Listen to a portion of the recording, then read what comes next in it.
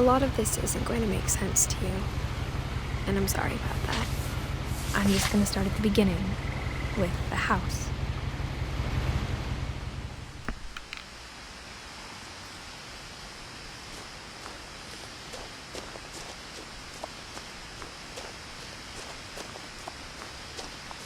I lived here until I was 11, but I wasn't allowed inside half the rooms.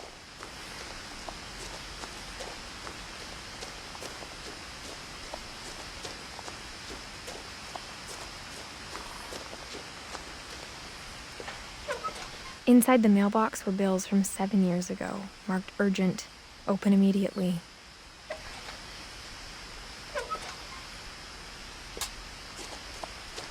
I hadn't been back since my brother Lewis's funeral.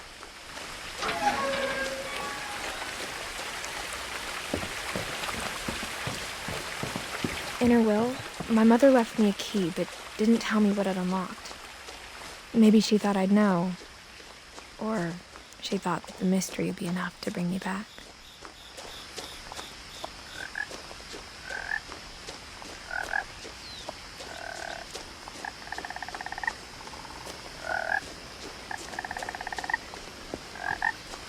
The truth is, even after I inherited the house, I never thought I'd come back to it. But now I had questions about my family that only the house knew the answers to. The woods around the house have always been uncomfortably silent, as if they're about to say something but never do.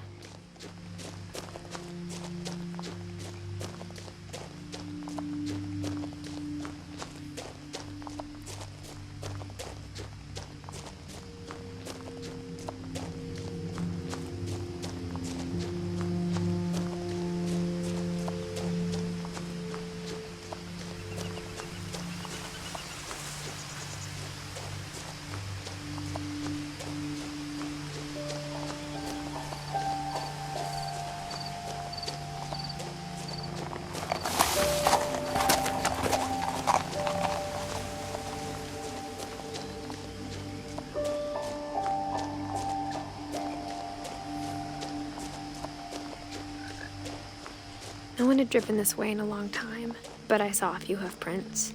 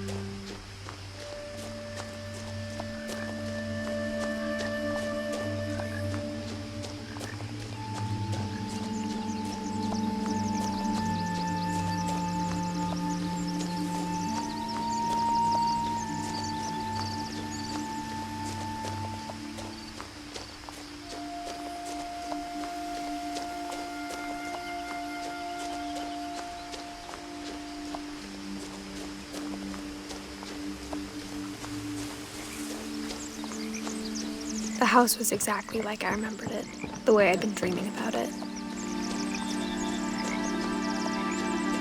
As a child, the house made me uncomfortable in a way I couldn't put into words. Now, as a 17-year-old, I knew exactly what those words were. I was afraid of the house.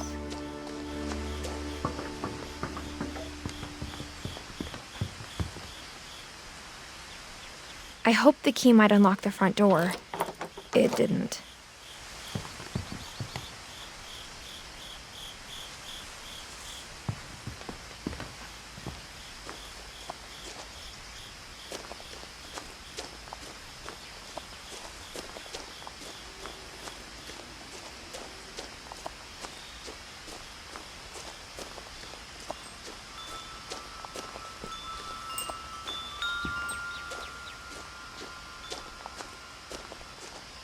The house felt like it had always been here.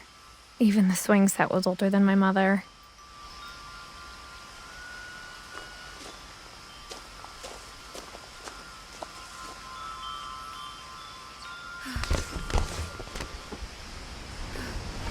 Crawling through the doggy door used to be a lot easier when I was 11.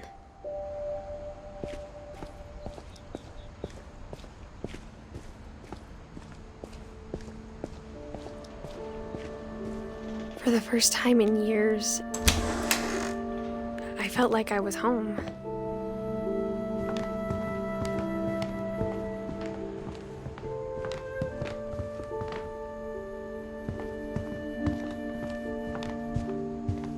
The table was still a wreck from the night we left. It was like a bomb had gone off, killing everyone but sparing the furniture. Nothing in the house looked abnormal. There was just too much of it, like a smile with too many teeth.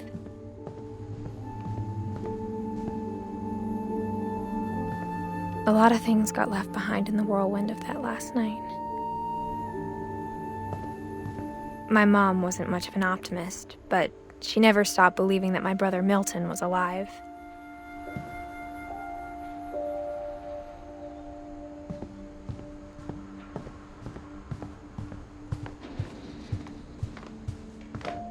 Instead of a family, there were just memories of one. After Lewis started working at the cannery, we all got pretty sick of salmon. Except our cat, Molly.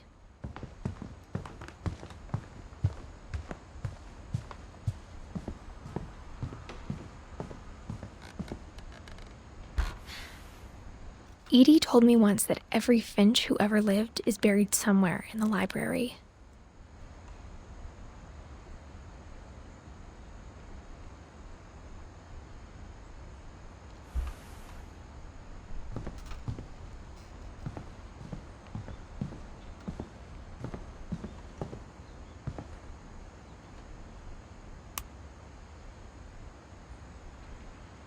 Mom always told me to stay out of the basement, so I wasn't too surprised when the key didn't fit.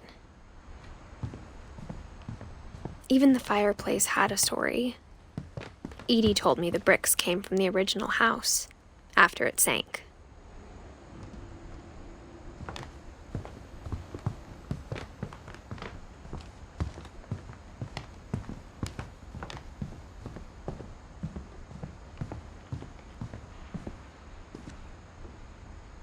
After Milton disappeared, Mom sealed up all the bedrooms. Then Edie retaliated and drilled peepholes.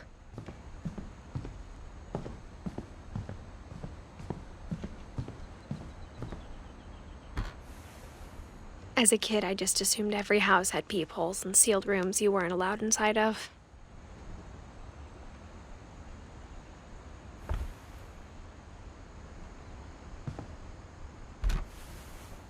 My Grandpa Sam spent 7 years sharing a room with his dead brother, Calvin.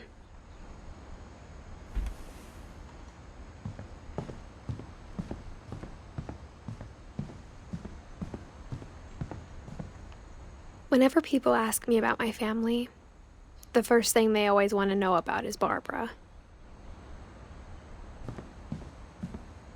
Edie's father, Odin, built the original house.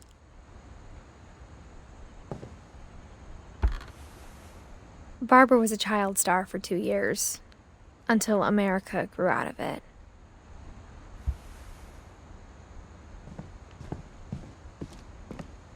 Mom must have locked the third floor stairs on the night we left.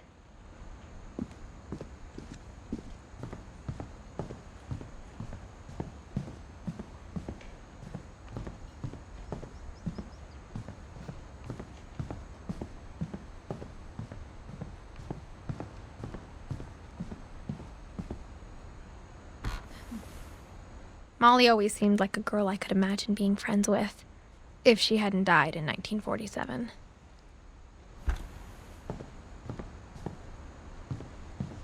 I spent a lot of time playing in Great Uncle Walter's room. Lewis told me there were secret passages, but I never believed him.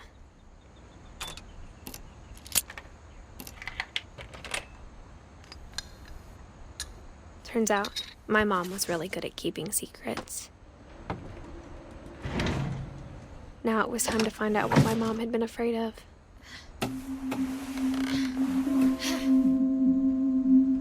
Reading this, maybe it sounds like I had a plan, but I had no idea what was behind that door. Just like I had no idea where all this was gonna lead. I grew up looking at Molly's room through the peephole.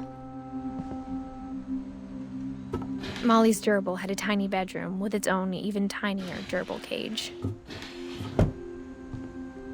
Being inside for the first time, I felt like I'd stepped behind a painting.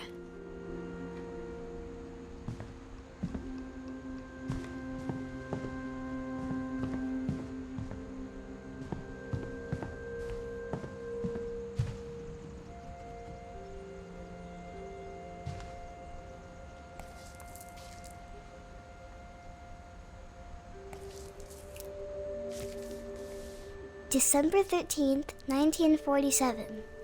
Dear Diary, I'll be gone soon, but I wanted to tell somebody about what's gonna happen. It started when Mom sent me to bed without dinner.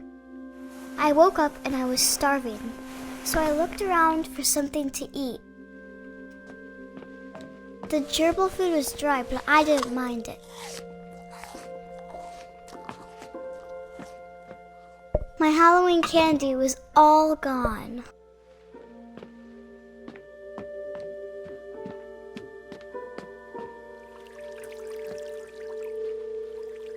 I thought about eating Christopher, but I held back.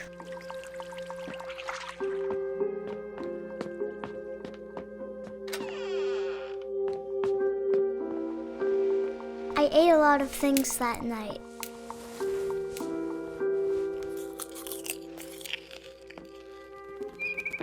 I kept eating and eating.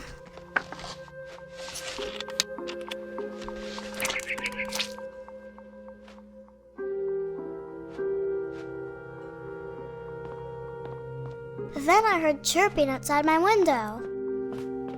It was a barn swallow going back to her nest. I reached out for her.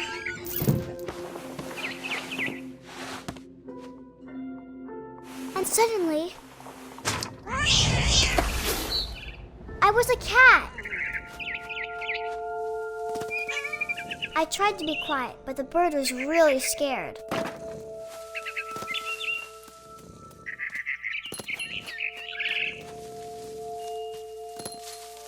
Mom and Dad didn't even look at me.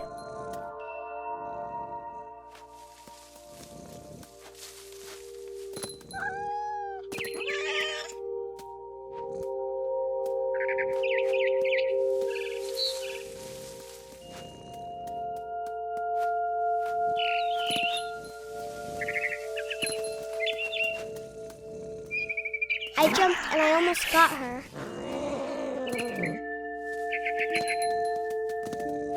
I could tell she was getting really tired. Now I was up in the big tree. I promised Dad I wouldn't climb it anymore. All I cared about was eating that mama bird.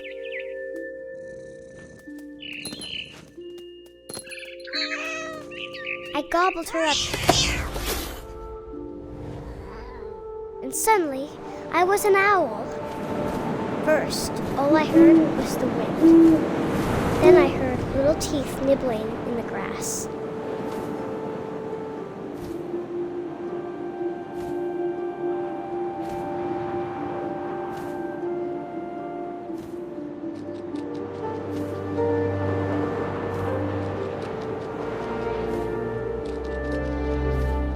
Rabbits.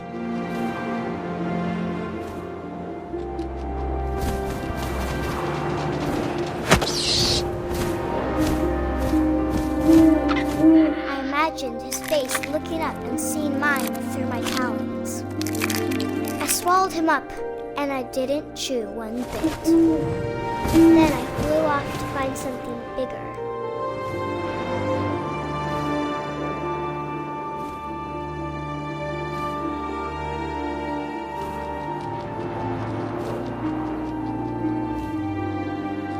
A mama rabbit.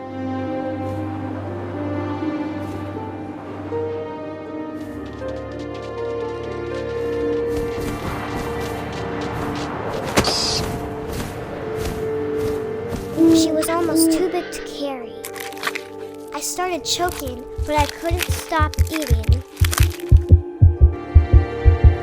And suddenly, I was a shark.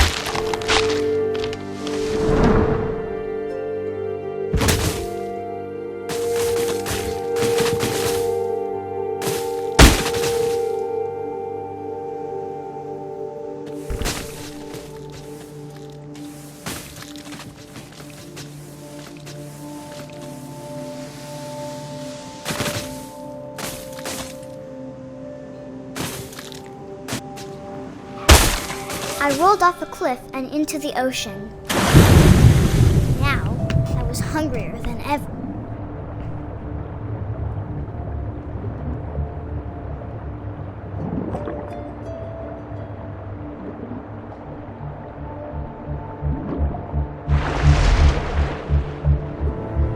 I wanted fat, juicy seals.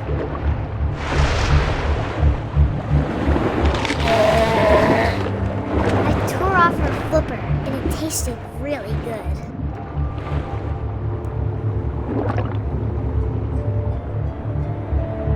I grabbed on tight, and when I was so hungry, I jumped out of the water. When I opened my eyes, everything had changed.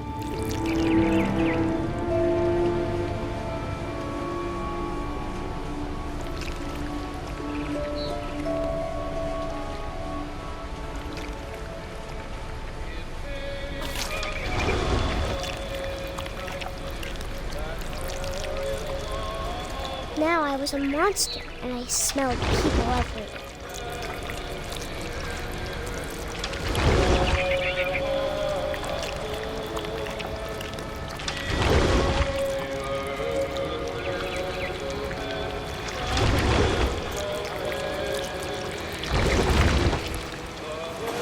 I was big, but I moved real quiet.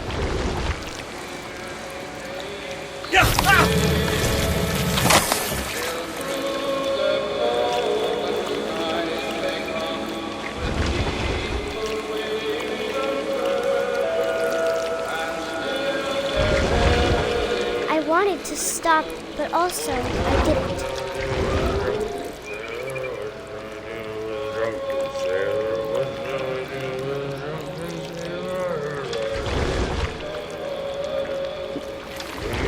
Belly with a rusty razor, his belly with a rusty razor, his belly with a rusty razor.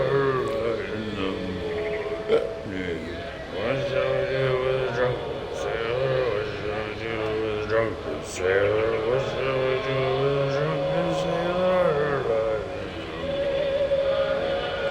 Put him in the captain's daughter, put him in bed with the captain's daughter, put him in bed with the captain's daughter.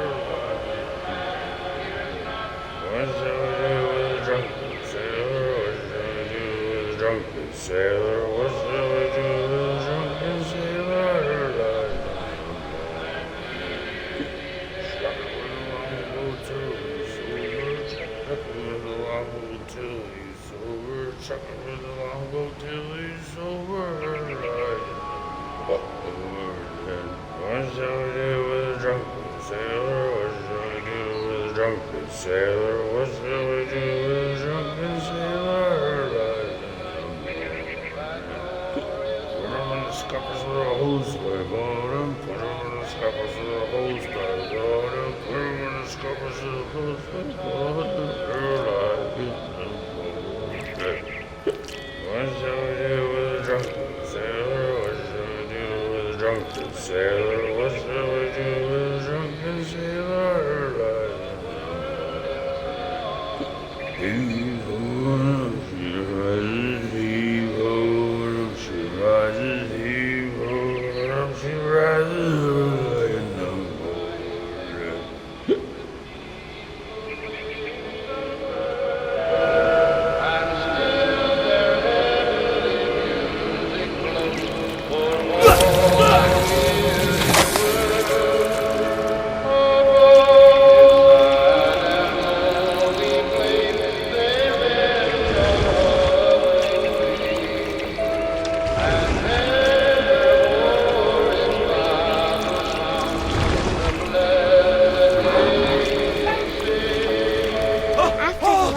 passenger, I was still hungry. And across the water, I smelled something new. Something I had to have, so I swam towards it.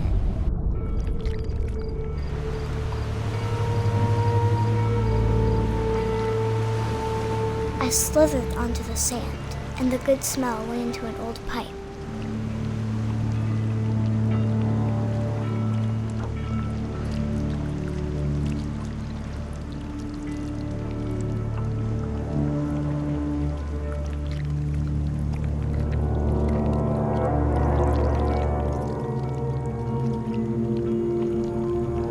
I got closer and closer.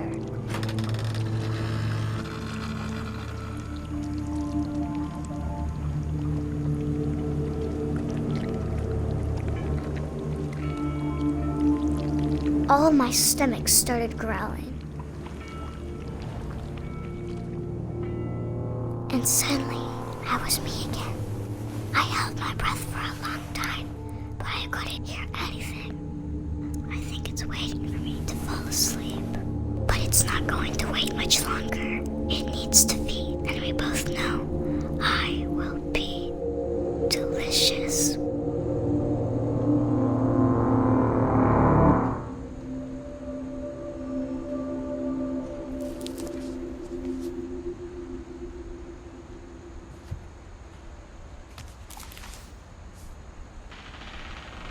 I'm not sure if I believed all of that, but I'm sure Edie would have.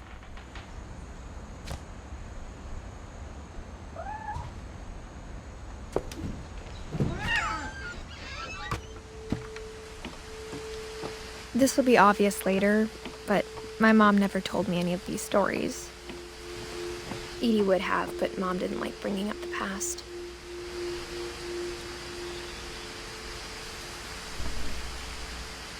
Though, when we adopted a stray kitten, she was the one who named it Molly. I spent a lot of time in Great-Grandma Edie's room. We got along, and it was a good place to hide from my mom. Her room was like a museum.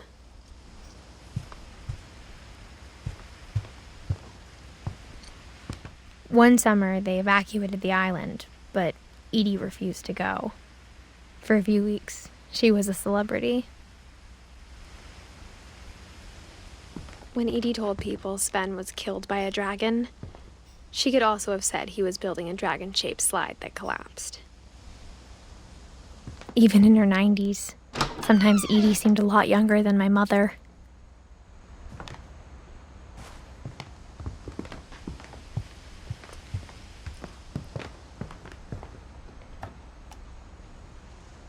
For 500 years, the Finches have been famous throughout Norway for their fortune. Odin Finch buries the latest victims of the family curse, his wife Ingeborg, and on January 7th, 1937, he set sail with his family, but 40-foot waves off the coast of Washington send the house Odin's daughter Edie, with husband Sven and baby Molly, step ashore on their new home, Orcas Island. Odin Finch is the first to be buried in the new family cemetery. His daughter Edie is already dreaming of a new Finch house.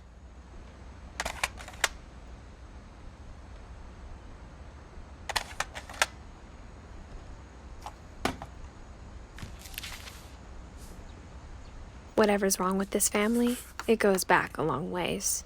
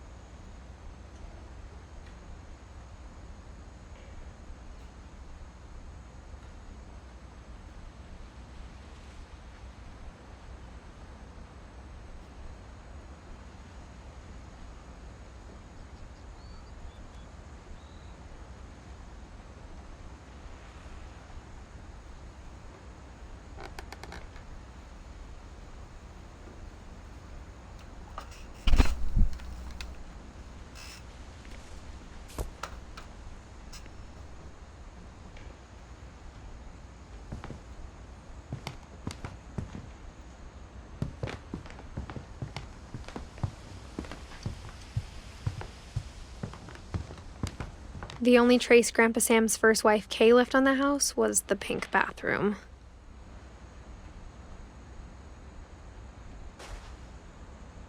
It was a pretty big trace.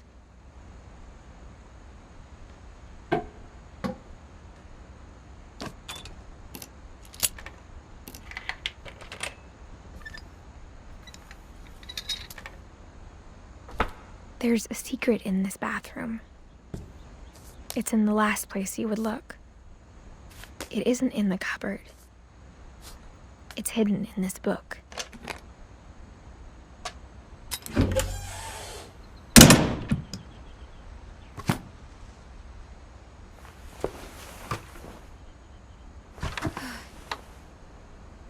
Sven gave Sam an old camera he'd refurbished. He never put it down.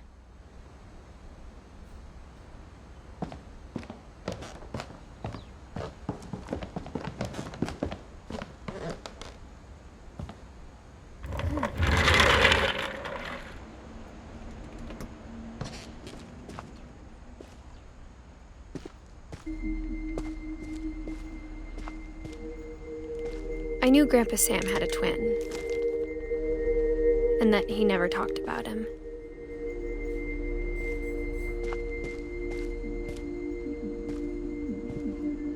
I guess my grandpa didn't like history any more than my mom did.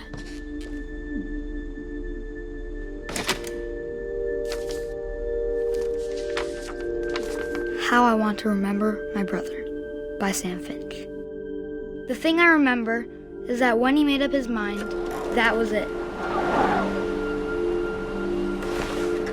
My brother said he'd die before he ate another mushroom, and he did.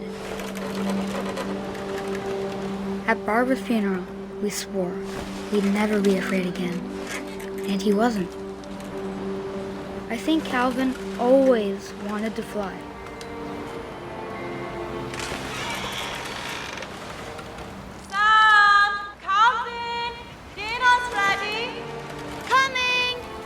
But that day, he finally made up his mind to do it. I told him going around was impossible. Maybe if I hadn't said that. Calvin, I'm not gonna tell you again. Maybe if the wind hadn't picked up. Then maybe he'd still be here. But I doubt it. I think he'd already made up his mind. That's what I want to remember about my brother.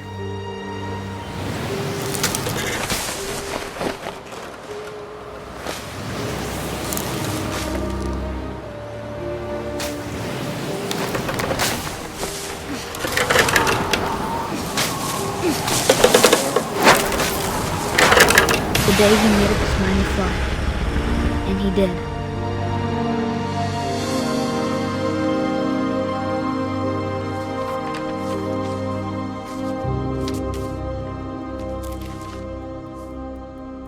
Calvin's story felt strangely familiar.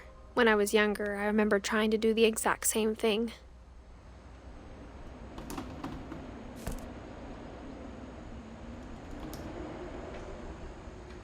After the funeral, Edie roped off Calvin's half of the room. Mom said Grandpa Sam enlisted at 18 and never set foot in the room again.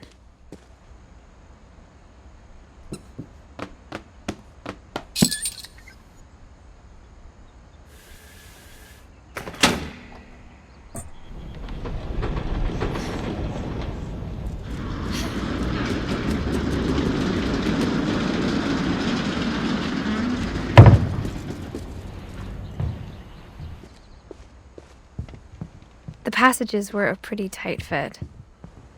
They'd obviously been built for smaller hands and bellies.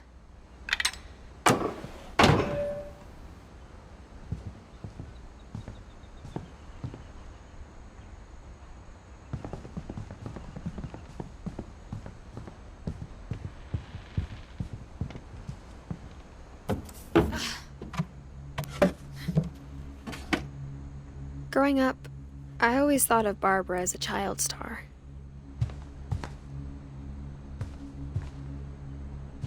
never thought about how hard it must have been for her afterwards.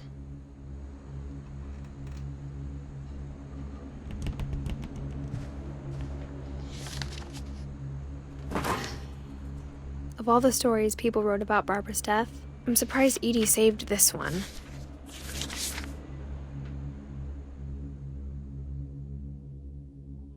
Old Jack here with another ghastly tale inspired by America's most unfortunate family.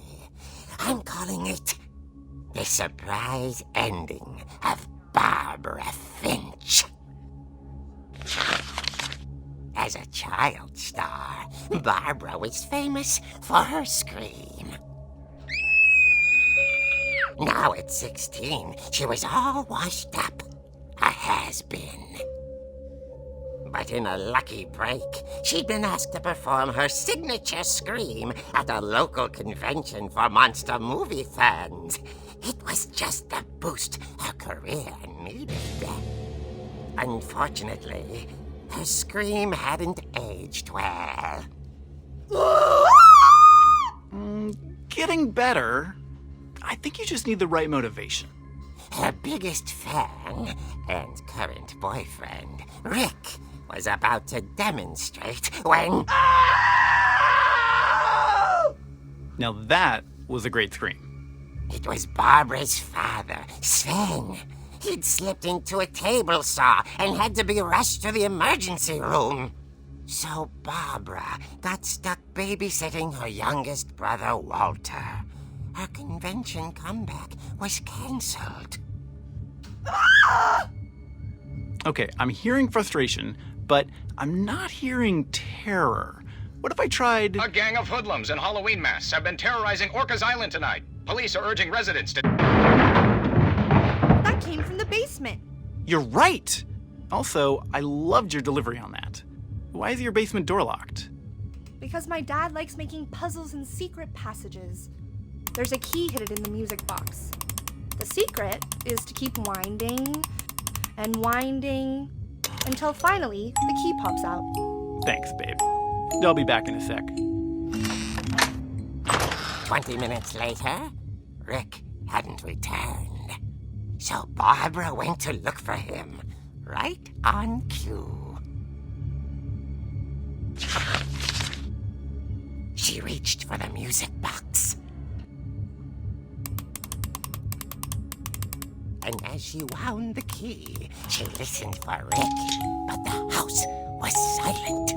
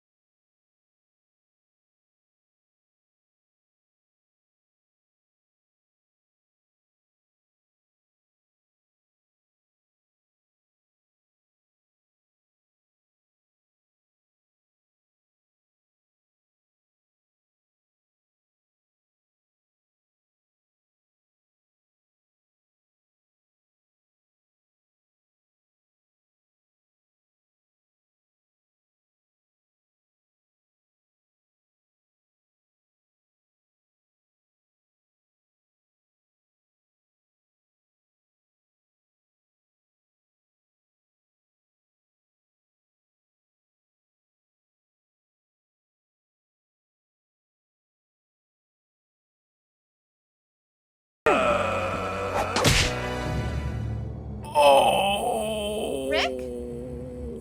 Barb, relax. I was just trying to scare you to help you find your scream. Well, I'm not scared, Rick. I'm furious. Then act furious. All I'm getting from you now is that you're hurt and confused and you... She threw him out, but she kept a little something to remember him by. Barb, have you seen my other crutch? And she was still holding it when she fell asleep watching the Late Picture Show. Hours later... Barbara! Walter, what's going on up there? Ah!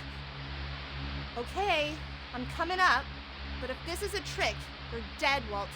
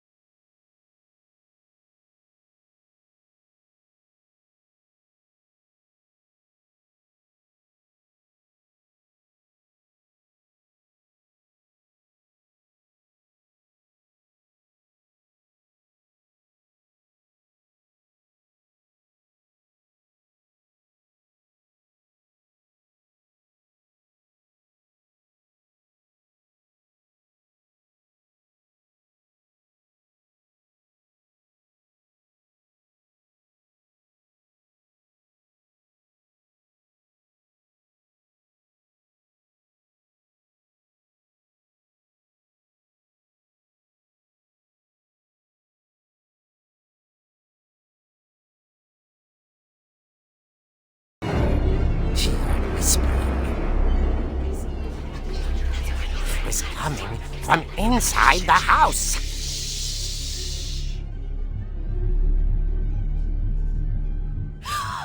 Oh dear.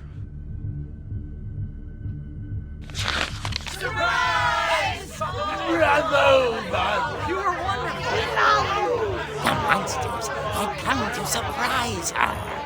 For Barbara, it was a dream come true. Then she saw what kind of monsters they were, and she realized what was about to happen. She was going to be famous. When Barbara Finch gave the performance of her life.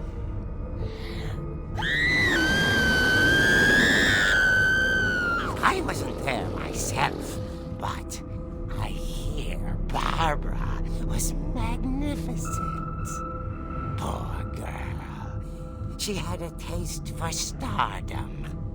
But unfortunately, so did her fans. Of course, the police blamed it all on poor Rick, who disappeared the same night. And little Walter? Hiding under his bed the whole time. He took it all pretty hard, but that's another story. As for Barbara, tucked inside the music box is all they ever found of her. Her ear. Now that's what I call a real eerie tale.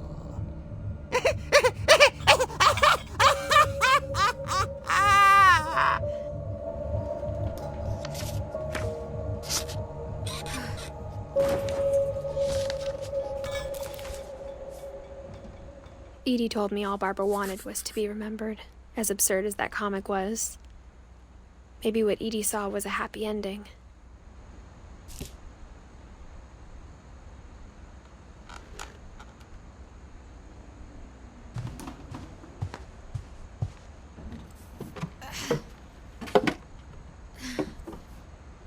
I guess now I know why Mom didn't like me playing with the music box.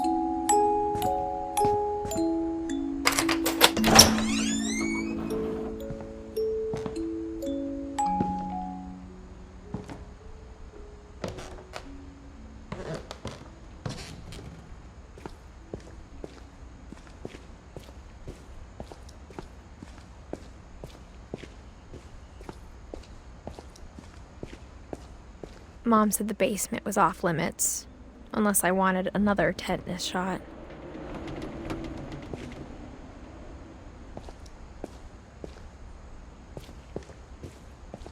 I saw Edie sneak down to the basement once, carrying packages. I thought maybe she was hiding presents. It turned out she was hiding a lot more than that.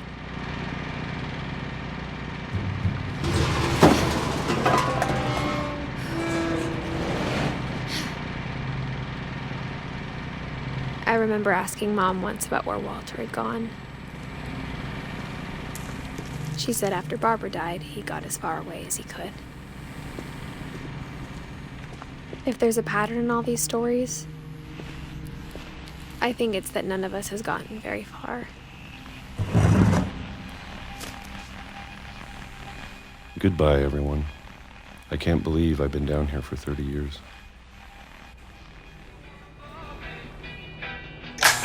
On that first day, after the shaking started, I didn't think I'd survive a week.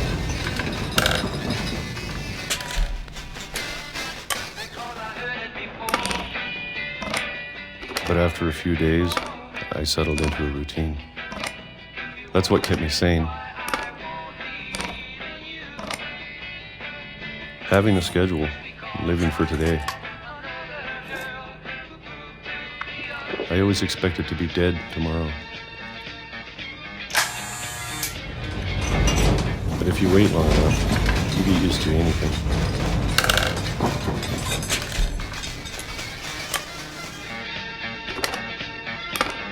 Even a monster on the other side of the door starts to feel normal.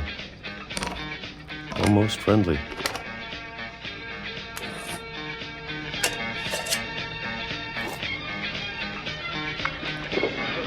And then one day, everything just stopped. Whatever that thing was, it was gone. Maybe it got tired of waiting.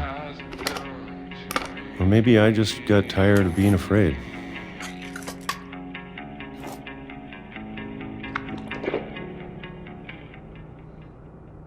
It's been a week now, the longest in 30 years. I'm done waiting. I have to leave while I still can.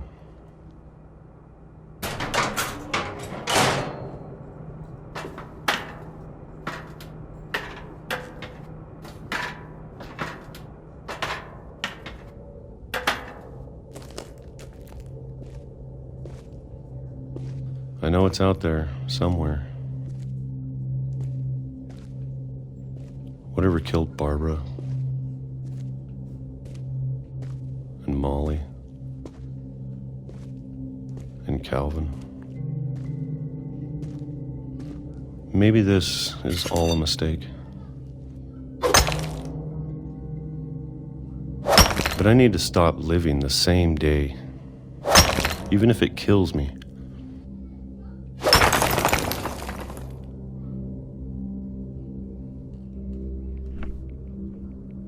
Whatever's out there, I want you to know I'm ready for it.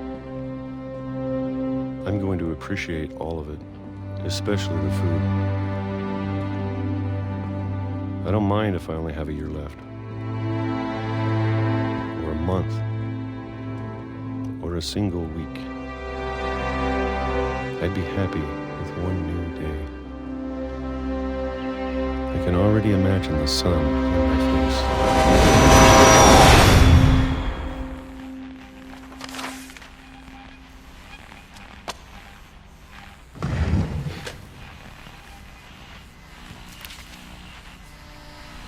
Walter died when I was 6. I can't believe my mom never told me he was down here. I'm sure my mom was trying to protect me.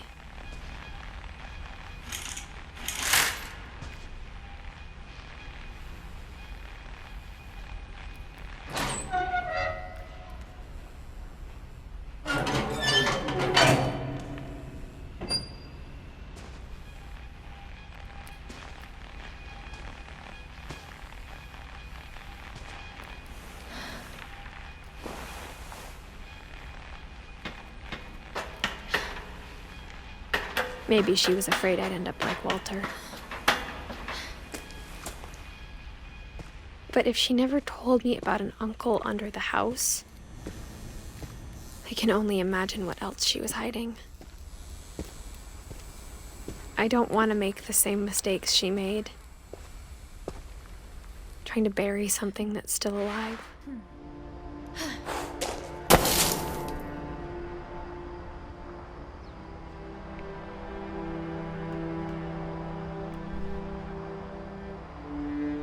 Now that there's only one of us left, or maybe 2,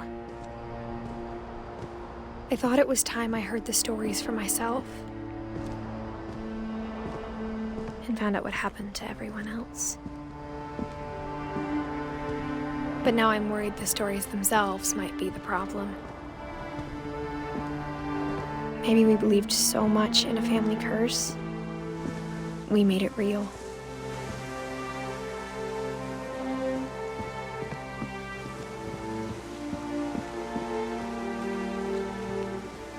I don't know if I should even be writing this.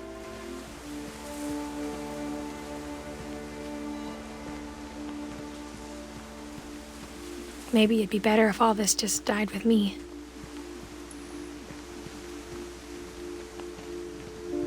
But I thought you should know about your family.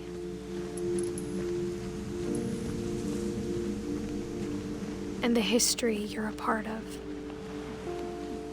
Though to be honest, I feel as lost as you probably do right now.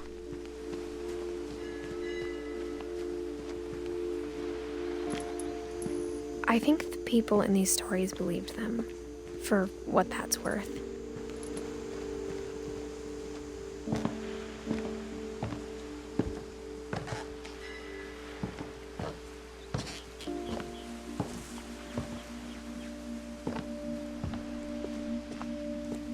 And when you look at the house, that history of imagination and stubbornness and madness, any of it seems possible.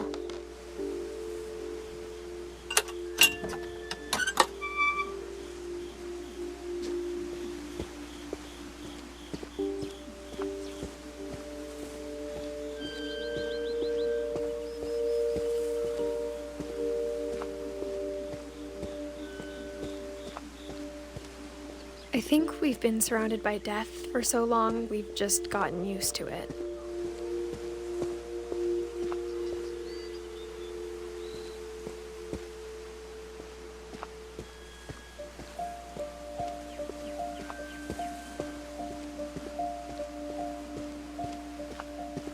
What kind of family finishes building a cemetery before starting the house?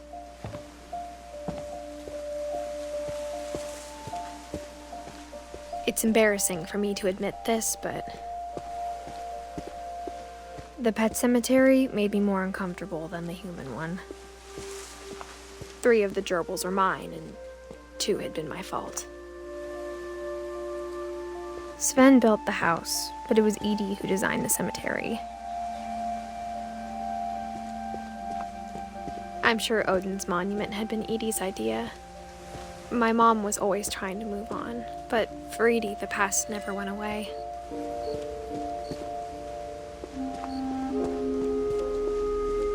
She could see it poking out of the water at low tide.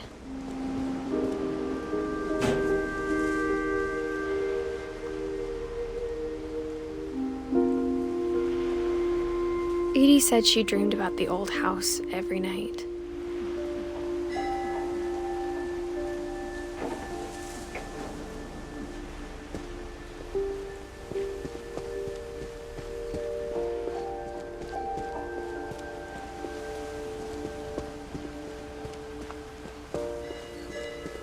Edith's side was always easier for me to understand. But the older I get, the more I can see where my mom was coming from.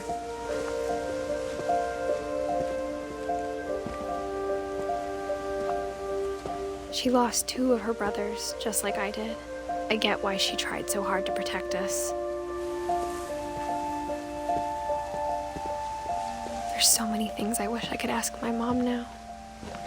Part of me thinks this is what she wanted all along. For me to come back someday and find everything out for myself.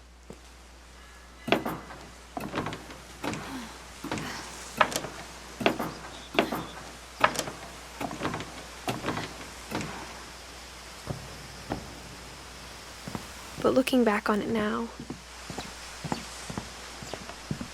if she told me there was going to be so much climbing, I never would have come when I was 22 weeks pregnant.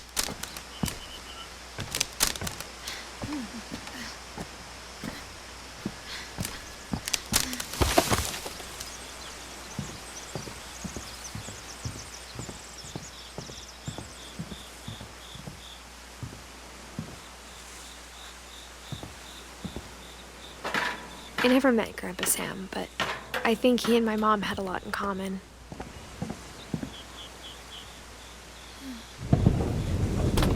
They were both pretty intense.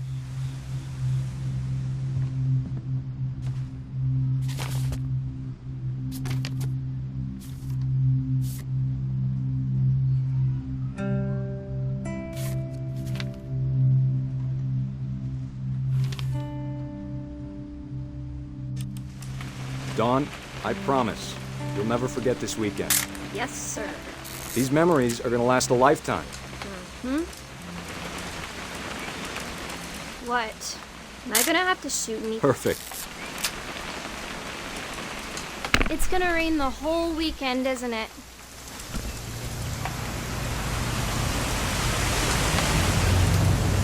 I will never forget this weekend, Dad. Okay, got it. I'm gonna take some pictures, okay? Just be careful. That camera's older than you are.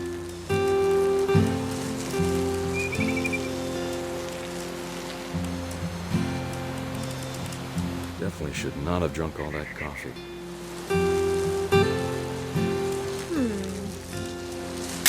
Hey! That's a keeper.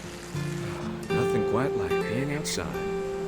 I'm just saying, I'm not always gonna be here, Dawn. You'll need to remember this stuff, if you want to survive. I'll be fine, Dad. You know who else thought he was gonna be fine? Some guy who died. Dawn, I'm being serious. I know, Dad. You're always serious. Doesn't being out here make you want to chill out? Well, to tell you the truth, I haven't been out here in 20 years.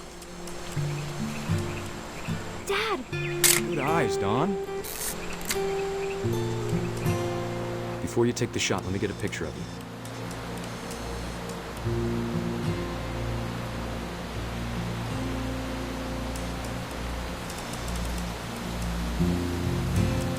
Dad, I... Just breathe. Turn. Let me get behind you. Do I have to do this? Dawn, you don't have to do anything. But if you want to survive... Great shot, Dawn!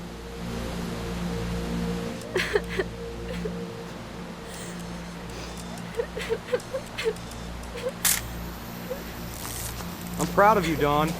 Always remember that, okay? Dad, it's twitching. I think That's it's totally so... normal, Dawn. Just focus on the camera. Try not to think about... Dad!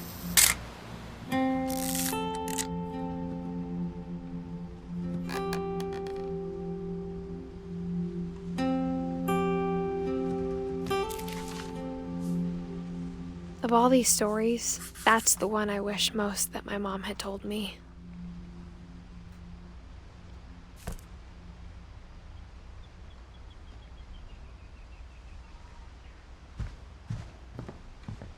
Instead of hiding from death, Sam seemed to go out of his way to meet it.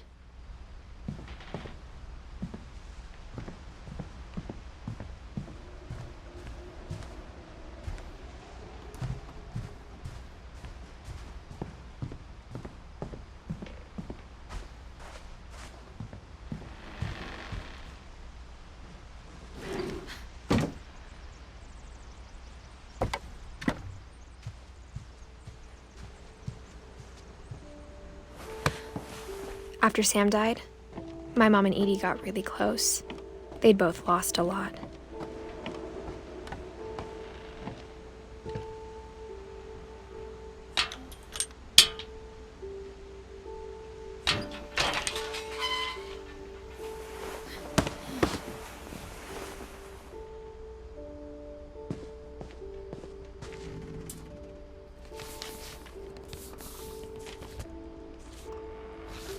Dear Kay, do you remember the way Gregory used to laugh when he thought he was alone? Like something funny was happening, but only he could see it.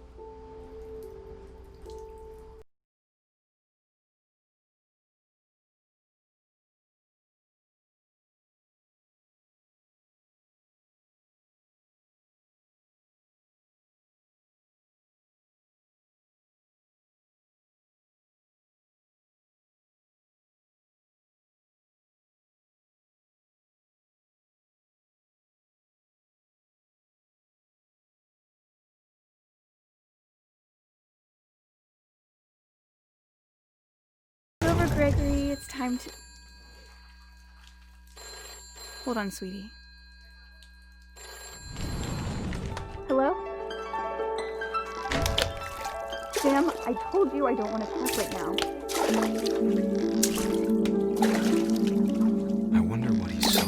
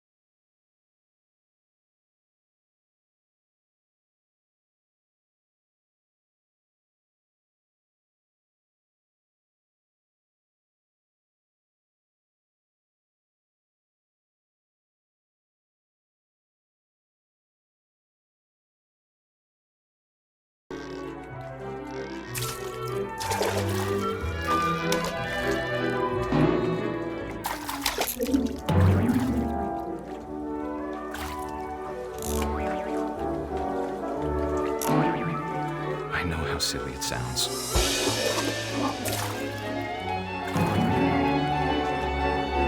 That I worried about a baby being too happy.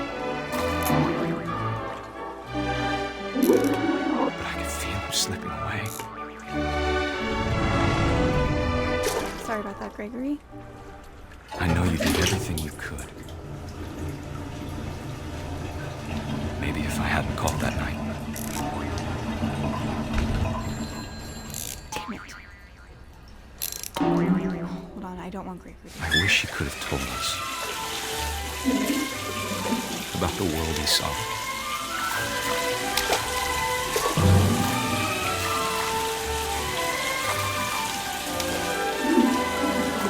There's so much I don't understand about Gregory. About everything.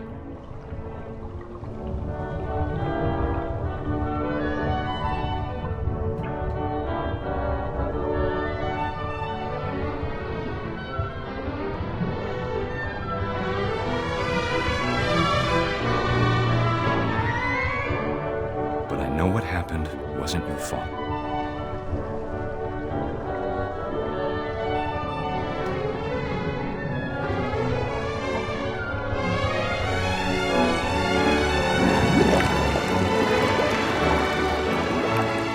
I'm sure he's happy.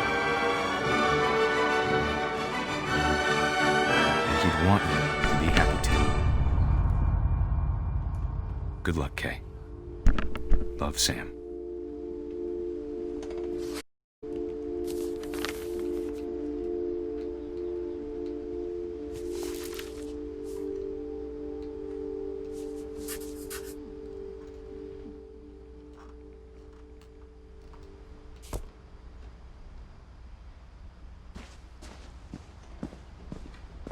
I can't imagine my mom ever writing poetry, and yet...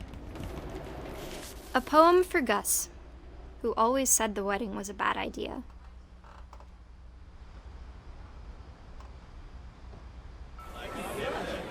Our father never hit us kids, at least not very hard, before the day my brother said with teenage disregard that he'd be dead before he'd see a wedding in our yard.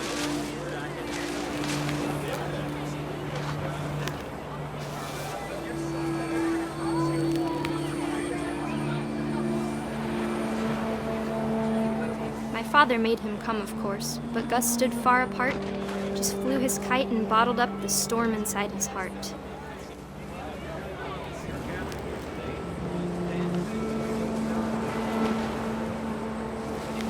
I tried to talk him out of it, but though he'd never met her, "We don't need a stepmom," were the words that I now pronounce you husband and wife. You may kiss the bride.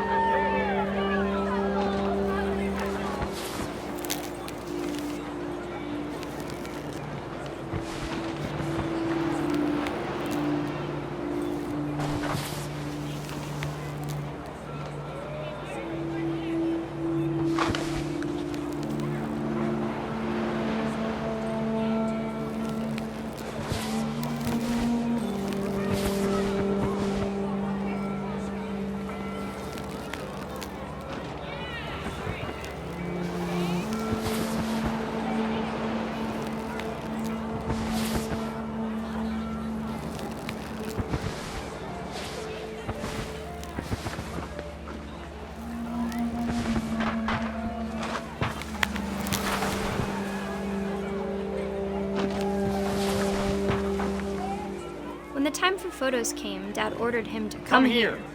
But Gus declined, and as a sign held up his middle finger.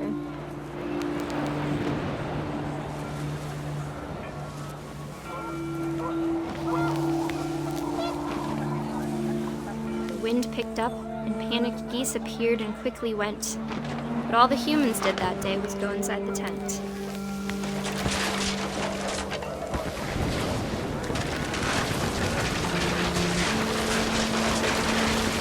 Rain came down in buckets then, but no one seemed afraid that nature might destroy the tent our dad had crudely made.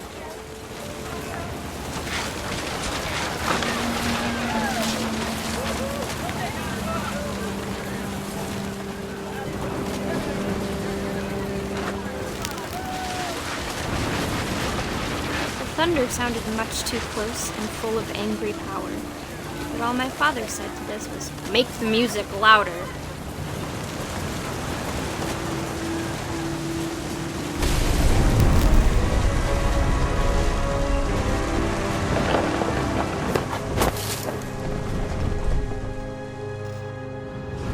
I wish that I could truly say I thought about you on that day. Out there on the beach alone, just you, the wind, the sea, and foam. But I didn't, until we found you.